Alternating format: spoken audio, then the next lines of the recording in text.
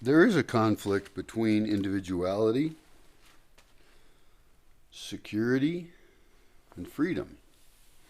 One would think that individuality and having your own individual autonomy would give you the greatest freedom. However, that doesn't seem to work. And you can think about that on the national scale, where if you're an independent small nation unable to protect yourself with no allies, you will be destroyed. And right now we have lots of individuals in the world who are so trapped in systems, whether it's cultural in their family or with their governments and laws and economic structures, that they do not have individual freedom, even if in theory they're free to vote. In theory, they're free to choose their job. In theory, they're free to choose their hobby. They have no actual autonomy over what kind of life they want to have. And that's why there will be a new tribalism. That doesn't have to be the negative form of tribalism, but new cults, new communities who band together to protect the type of autonomy that they would like to have and try and have that within the world that is doing everything it can to control them in every possible way and enslave them, and has enslaved everyone. I mean, companies like BlackRock, companies like everybody, every government is doing everything it can to enslave you as an individual. So the only way to find individual expression is to band with others who also want to protect the individual, which is confusing because we're going to have to give up some personal autonomy to be part of a community. But the good thing is that we're still free within that to choose which community. And we can make sure we're never part of a community that we're trapped in, and that we have enough individual resources to move from one community to another community. Does that make sense?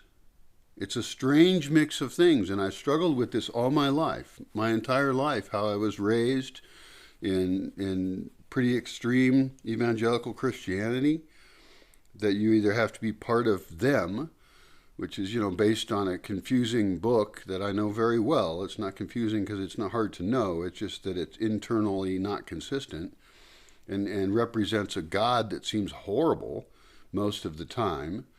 And so that I come from an inherently messed up community of good people trying to do good things and trying to support each other, but not very supportive of certain kinds of individual autonomy, sexually, culturally, in lots of ways. And of course, Christianity has many different expressions.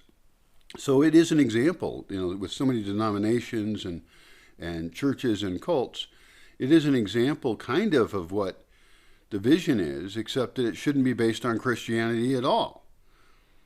We want lots of denominations available, and then I do believe there's some fundamental values that we should be focused on, like protection of the earth around us, because we've lost sight of that.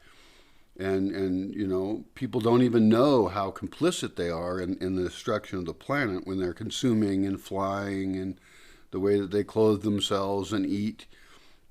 And so I do want to set a baseline of a different type of ethics, a different types of morality that increase individual freedom within the group, but allow the group itself to protect itself and to exist within a very difficult world that's nearly impossible. And a lot of that means that the group should be fairly secret. I'm in favor of secret societies. They existed in the past in times of struggle, and they will exist again in times of struggle. And we are entering into a time where the world order is organizing at a level where technology is existing at a level where we can be completely controlled. And so how do we navigate having cultural and individual freedom within that? Well, I have some visions of how that can work.